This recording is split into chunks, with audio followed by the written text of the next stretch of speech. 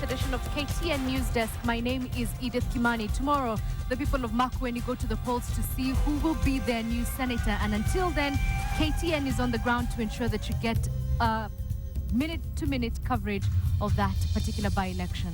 That's right, and my name is Boni Tunya. We'll be keeping our focus on the Makueni by-election, but also we'll be telling you about the devolution wars between governors and the central government in this particular bulletin.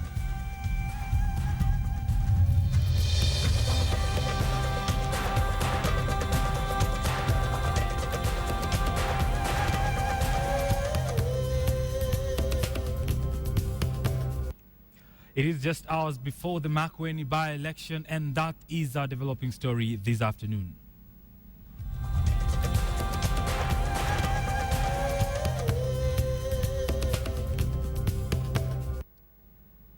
Yes, you got that right. It is. Our focus are on Makueni by-election, where just yesterday a court allowed the IEBC to stick the picture of Mutula Kilonzo Jr. on the ballot paper. And of course, Mutula Kilonzo is not alone in this race. He is going against Philip Kaloki and Harun Mwau also, and Jen Katindi in this particular race. But to give us a clearer picture of just exactly what is happening in Makueni, our senior reporter Aaron Ochieng is down there and bring us the very latest in that particular contest. Good afternoon, Aaron.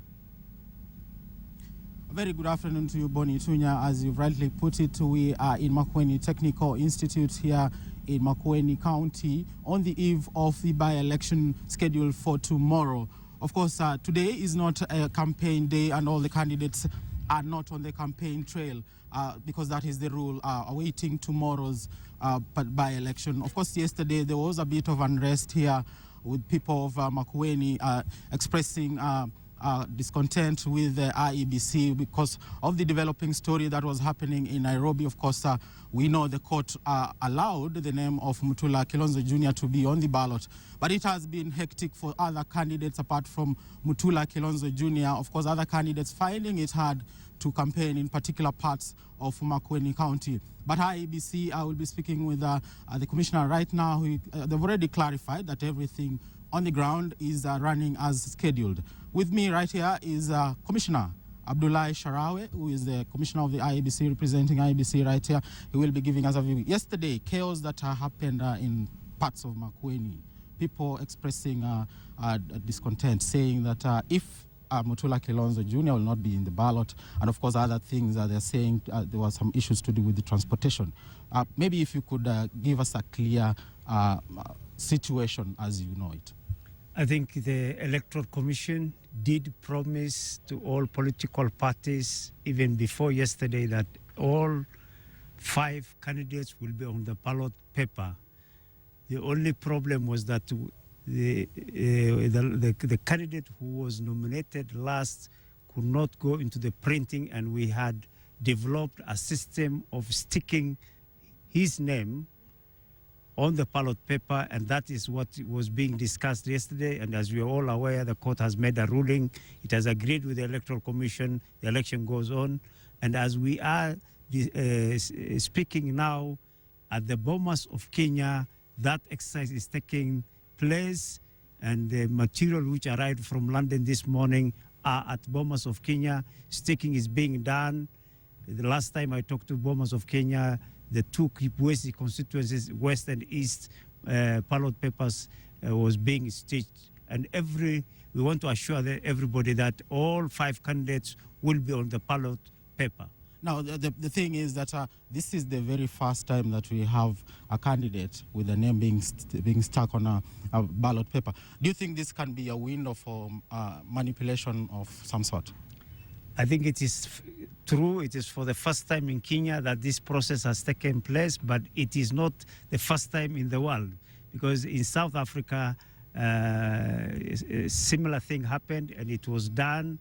It is not a first option, but when the options are limited, then we must make sure that we do this, because the Constitution clearly says this thing has to be done within 90 days, and the 90 days is ending tomorrow. If we don't take that option, then there will be no election, there will be no representation, and it will require a constitutional amendment, which we cannot guarantee. Therefore, that is why that has been done. Okay. Lastly, because we're running short of time, I've moved to different polling stations. I have not seen even one ballot box being delivered. We are running short of time. Do you think everything is in place in terms of preparation? I think everything is in place. All the materials apart from the ballot papers are on site. They will be distributed timely. As you said yesterday, we had a problem about the transport. I think people thought that vehicles came from outside the constituencies or the county. We have given clear instructions to our officers to hire vehicles from the locals, and that is the policy of the Commission everywhere at every time. Okay. Thank you very much, Commissioner Sharawe, for finding time to talk to us. Edith and Bonnie, as you've seen from the Commissioner, they're saying everything in place and the people of Makueni should be calm. All the 5 candidates' names will be on the ballot paper. We will be keeping you updated with everything that is happening here in Makueni. Back to you in the studio. Right, thanks, Aaron Ocheng. And of course, Aaron will be keeping up to date with the happenings in Makueni. But what else do we know coming from Makueni and matters election, Edith? Well, we do know that an election observer group, the Institute for Education in Democracy, or IED, has dispatched over 400 observers to monitor the Makueni by-election. Now, the observer group has faulted the High Court ruling yesterday, which granted the Independent Electoral and Boundaries Commission the green light to affix Mutula Kilonzo Jr.'s name on the ballot paper. The group says such a move may result into an election petition that may further discredit an already battered IEBC credibility. IED says the by-election will be a litmus test on the electoral body's credibility. We are sympathetic with the position of IEBC as IED. We are, as IED, sympathetic with IEBC's position. We believe that the circumstances of the by-election were such that IEBC could have been justified to postpone the by-election by a few days in order to enable printing of ballot papers as required by the law with all the attendant security features. The patchwork approach that has been decided upon has its integrity and credibility vulnerability. Now striking a death knell for the people of Makueni. I think they can afford that because what is important is that they have an opportunity to really exercise their free constitutional right to make a choice. That choice can be defeated if the details of one candidate is not reflected properly in the ballot paper.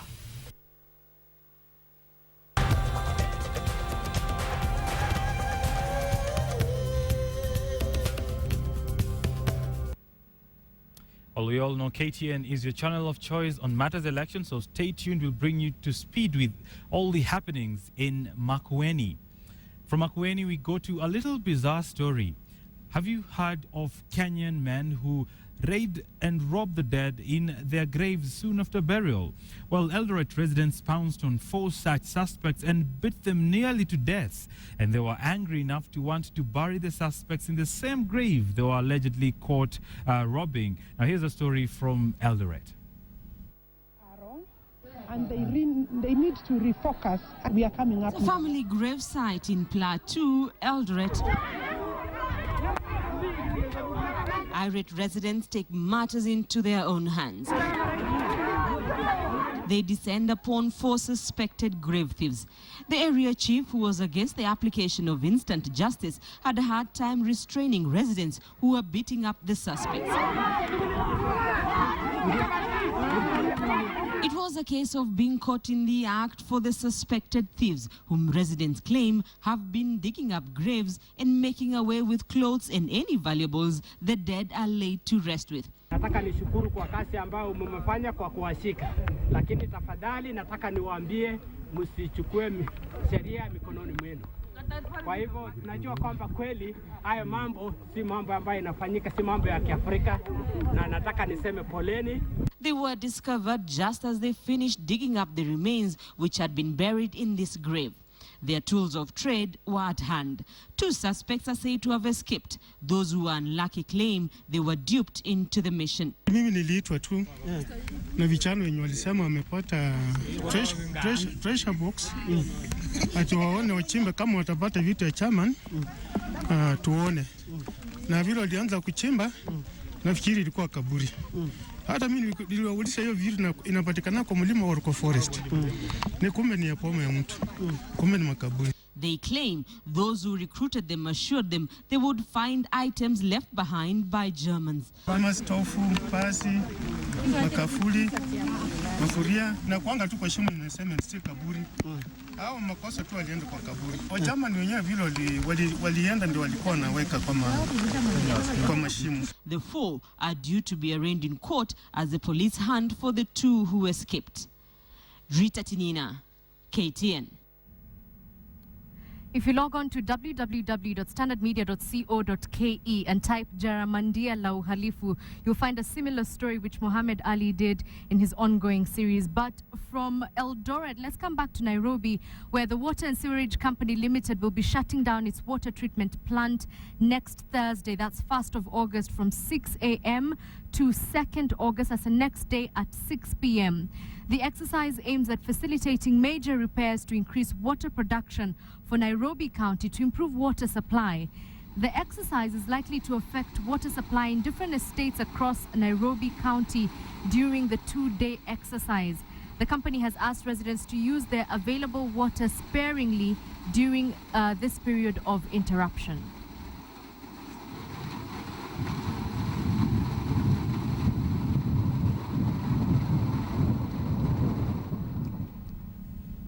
Right now, you may have heard of Kenya at 50 celebration that will be coming up later on, but there will be 2 days of national celebrations to mark the 50 years since independence in Kenya. Kenyans have been asked to participate by setting up campaigns to profile and promote unity and diversity. The Kenyan Private Sector Alliance, in conjunction with the Kenya at 50 committee, announced that the Jubilee celebrations will take place on the 11th and 12th of December this year at the Uhuru Gardens and at the Moi International Sports Center, Kasarani. Speaking at the event was the Principal Secretary for Interior, Mutea Iringo, who said that the committee also plans to plant 2 million trees in every county to celebrate the milestone. This is an historic event where the country will be reflecting on the achievements, challenges, and charting a way forward over the last 50 years. The event will be observed in all the counties, the 47 counties. If you look at the way we are going as a country, as a region, the amount of growth that is happening in this part of the world, Kenya is definitely a driver. And as manufacturers, we are very, very happy to be part and parcel of the story. And as the private sector, we are going to be driving this change. And we're very happy that Kenya is turning 50. Like I mentioned earlier on this morning, it took United States of America 184 years to have their first presidential debate. We had it in 49 years. So we're moving at such a pace that we need to be very, very proud of. The United Nations World Food Programme today presented the Kenyan Ministry of Education with 60 motorbikes and a 4-wheel drive vehicle to strengthen the government's expansion of school meals program. Now, the program, which provides school meals to needy children, links local farmers and food suppliers with initiative programs aimed at providing food to enable children to stay in school. The motorbikes and vehicles donated to the government by the U.S. government have a combined value of 8 million Kenya shillings. The World Food Program has been supporting school meals in Kenya since 1980 and is currently implementing a gradual handover to the government's homegrown school meals program.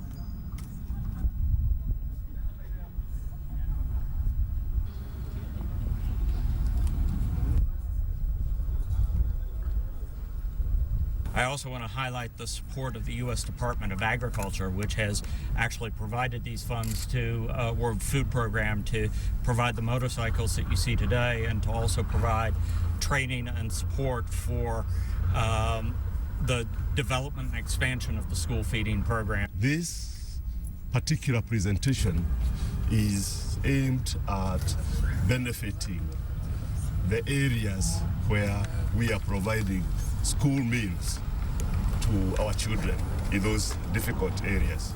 We are saying that this is a gesture that we cannot take for granted. Now, the devolution wars between the governors and the central government seem far from over, as once again governors have raised the red flag about what they say is frustration by the central government by withholding funds meant for devolved functions.